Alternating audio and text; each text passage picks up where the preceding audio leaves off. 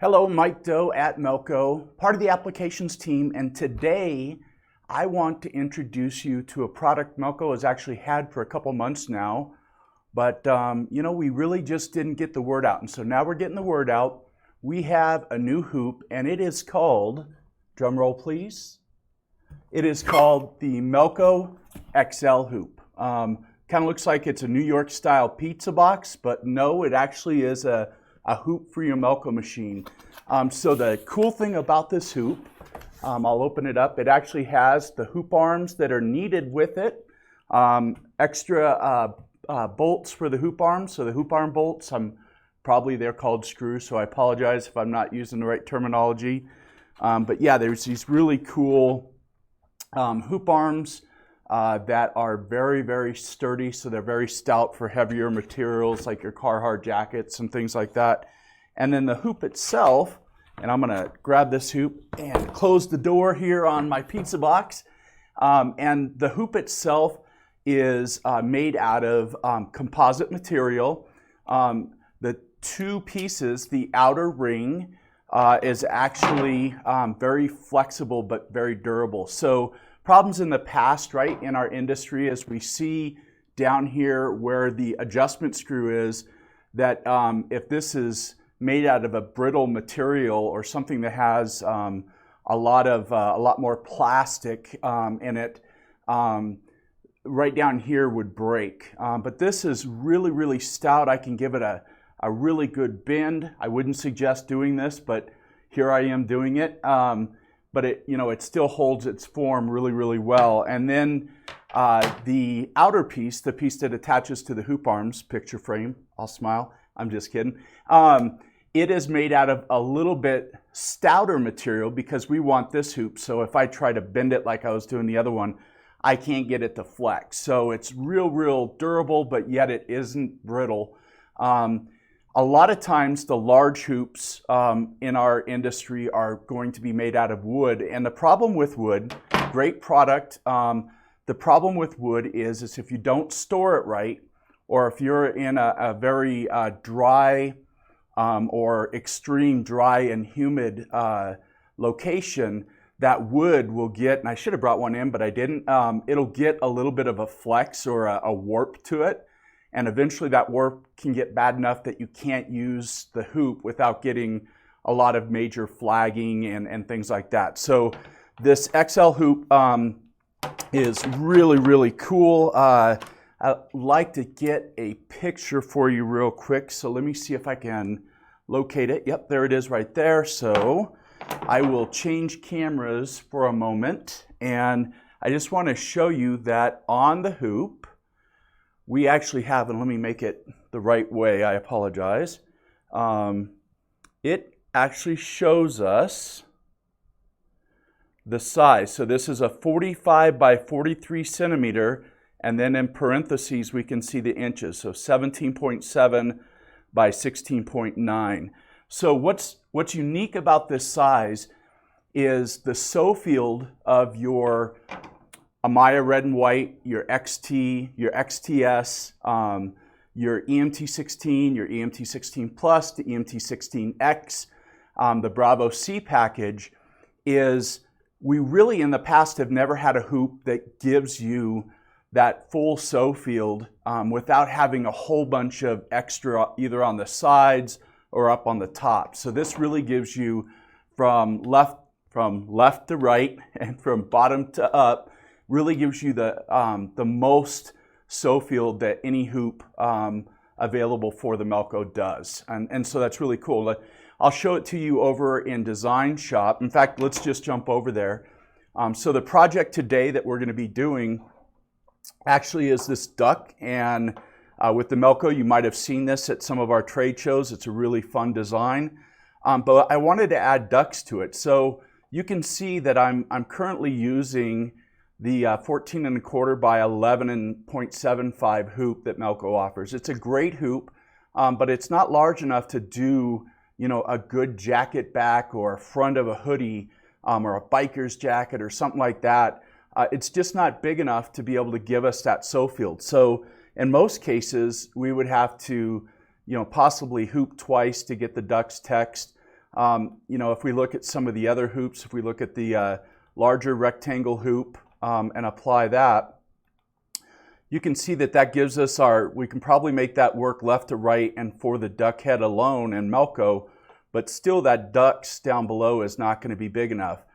So if I grab that XL hoop, and this is available in your hoops, your hoop database. If it isn't, you can always go out to melco-service.com, do a search in the FAQ on XL hoop or hoop update, and it should give you instructions on how to update your hoop database and your software so you can get this hoop. But this guy here allows us to get that, once again, that full sew field. So if we kind of zoom in for a minute, and we're just going to pick one corner for a second. If we zoom in, you see this light dotted line. That is the full sew field of the machine. And so you can see, other than the corners of the hoop, we're getting that full sew field inside of the safe area of using this hoop. So the dark dotted line is going to be your safe sew field so that the needle doesn't strike or the presser foot doesn't hit the hoop. Once again, the light dotted line is the actual sew field of the machine, and then the solid 2 lines is the actual hoop's shape itself. So it gives us, once again, that full space so we can do some really cool jacket backs. Hang tight real quick here. I'm going to grab some samples that I want to show you. And so here's that duck without the ducks below it, the duck with a duck with a duck. So you can see how nice and big that design is. Really, really cool. We're actually going to do applique today on it too. You might have seen, and I said last year's trade shows, but I forgot about COVID. So it would have been 2 years ago trade shows because we had unfortunately have to take a break back in 2020 for that dang COVID stuff. So we did this jacket right at the end of 2019. Really, really big design that with the XL group we're able to get that sew field that we need. We also did a Tigers design, once again an applique design, and these varsity jackets are phenomenal to use. They are made by a company called AWDIS. All we do is, and they have these jackets. So they're a really cool company. Anyways, that's a really nice applique design. And then the last one, I think, which might be my favorite, I really like, Scott Stingle digitized this for us. And I really like it looks like someone actually tried this one on. I'm glad it's still here. I really like the shadowing and the stuff that he did on the Bulldog's jowls and the chin. So really cool design, but if you had just those smaller hoops, you wouldn't be able to get into that area. So with the XL hoop, once again, you're really able to utilize that whole sew field for your machines. All the machines I mentioned, all the commercial Melco machines, the Bernina E16 can use this hoop, as well as the Bravo C package is able to use it. The Bravo AB, the sew field is smaller and you can't utilize the XL, but I think you can talk to your salesperson or the sewing machine company that you bought it from, and I think you can upgrade that package AB to a C and utilize this really nice hoop that Melco came out with. So let's jump over and let's talk about the design for a minute. So I'm going to get you back over here. One thing that I like to do, and I should have just stayed where I was, I apologize.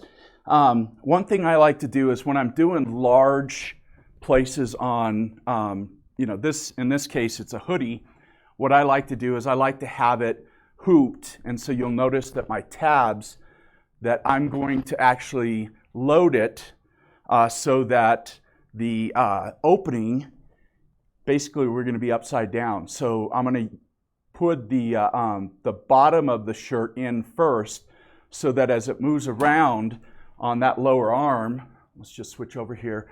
So on that lower arm, the neck of it isn't going to get stuck or possibly pull it out of the hoop or skew the design.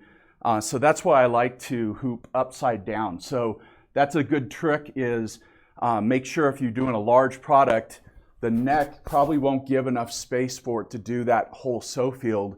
So just turn the hoop upside down, or hoop the product upside down.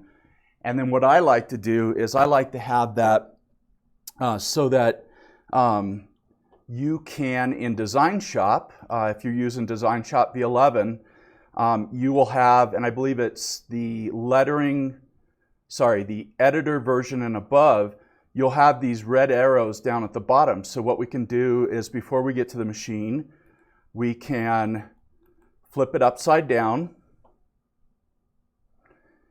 and we can take and rotate it. Now, you'll notice that part of the design didn't follow because that was a vector.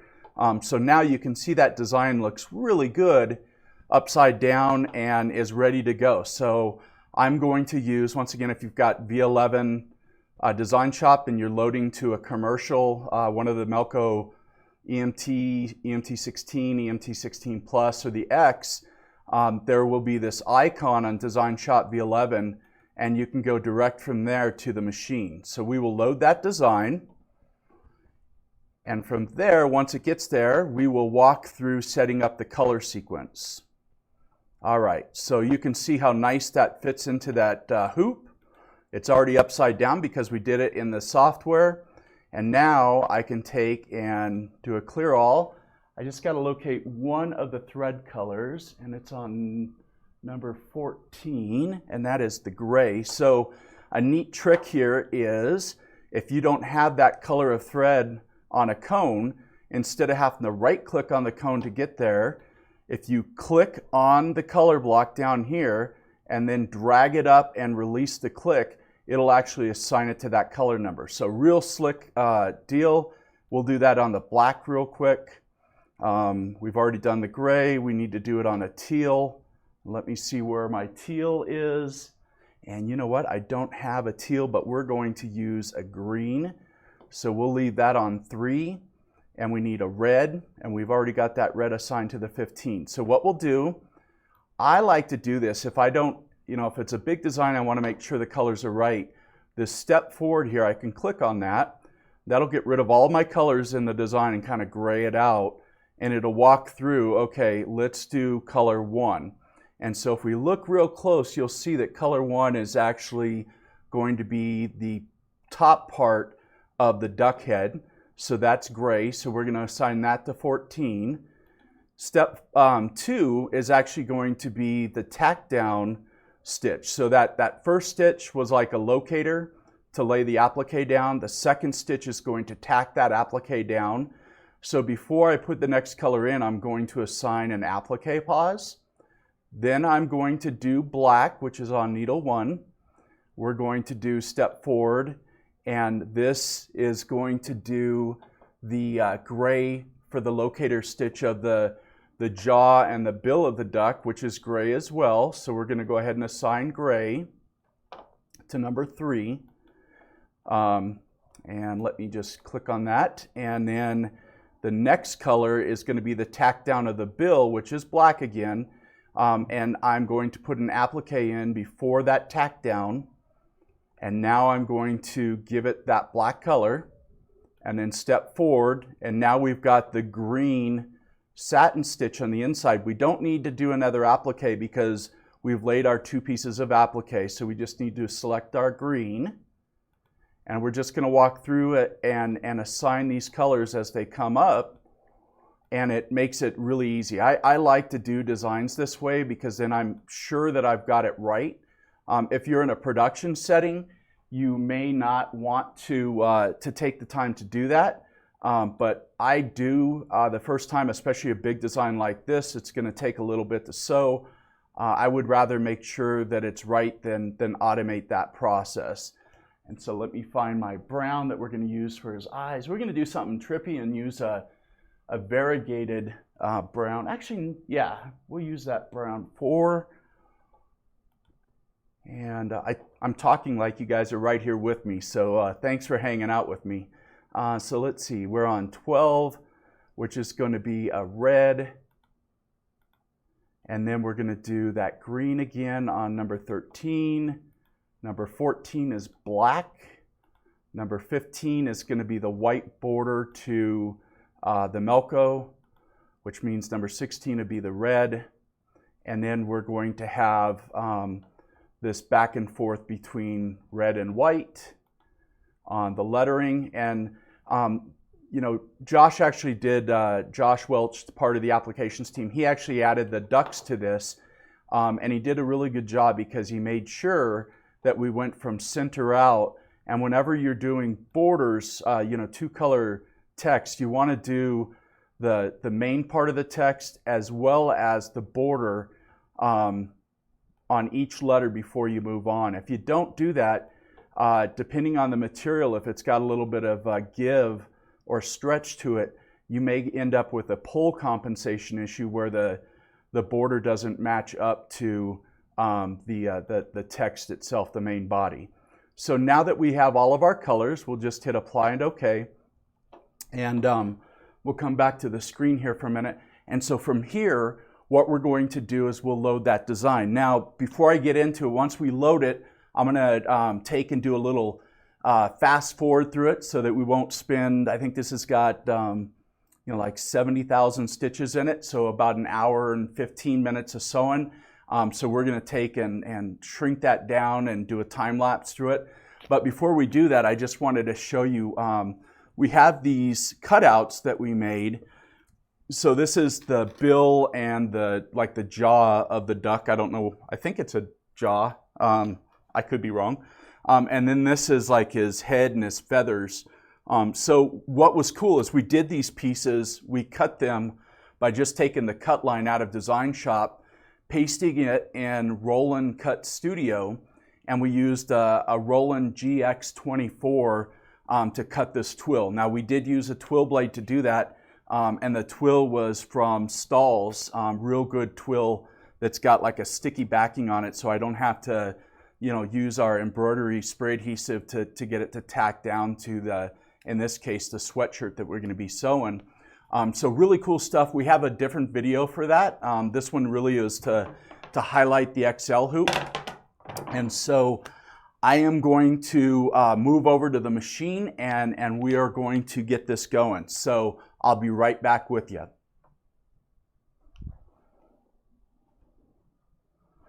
When you're loading that material upside down, make sure, I like to put the grabber bar in, and so that's the adjust and the center button will move that grabber bar in, and so that just allows me to make sure that my fingers or the material, in this case of the hoodie, don't drag and snag against that. The other thing that I like to do is I like to fold my hoodie up on top of the hoop, so I don't get it caught underneath. And then once I click it into place and I hear those two clicks, then I can take and I can tuck that part of the kind of the waistband and the pocket on the hoodie back into the bucket of the machine. And another nice thing about the XL hoop is there's a nice cutout here so that there's room. You can actually get your fingers and material in between the hoop arm and the hoop. And sometimes that'll cause a lot of issues. It might cause you like an X or a Y tracking error if that's really tight, or if you do it across the neck and the machine can't pull it. So that's another reason we sew it upside down and we use this XL hoop for it. So once I'm happy with everything being tucked in, I am going to go in and check to make sure on this hoodie. I'm going to go all the way down on my presser foot and 1, 2 clicks up. And once that's done, let's just go ahead and do a trace real quick. And I'm not sure that the laser will actually show up on the screen, but it really helps to have that laser and know that you know, you've got the right hoop selected and everything. So once we're happy with that, the last thing that I'm going to do, and I'll turn it to this screen for a minute, is I always like to reach in my garment, every garment, and I make sure that the bottom material, you know, the back side of the hoodie, is not sandwiched between the lower arm and the top hoop, because what will happen is you'll sew the two pieces together and sew the hoop into the garment and ruin the garment basically. And be honest, I've done it many a times. If I don't get in a routine of checking that, it'll happen again. So that's why I did that. So once we do that, we're going to get going on this fast video. So in my time, I'll see you in about an hour and 15 minutes. In your time, it's probably only going to be like 20, 30 seconds tops. So we'll see you in a minute.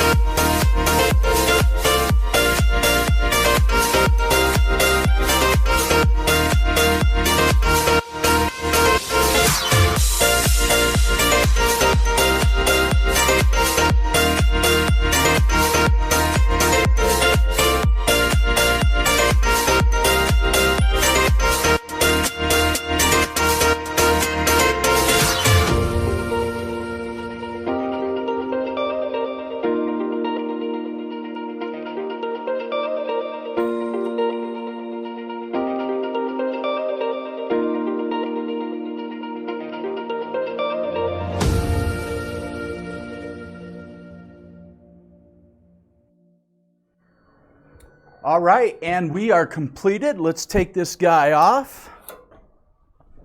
Shake off the little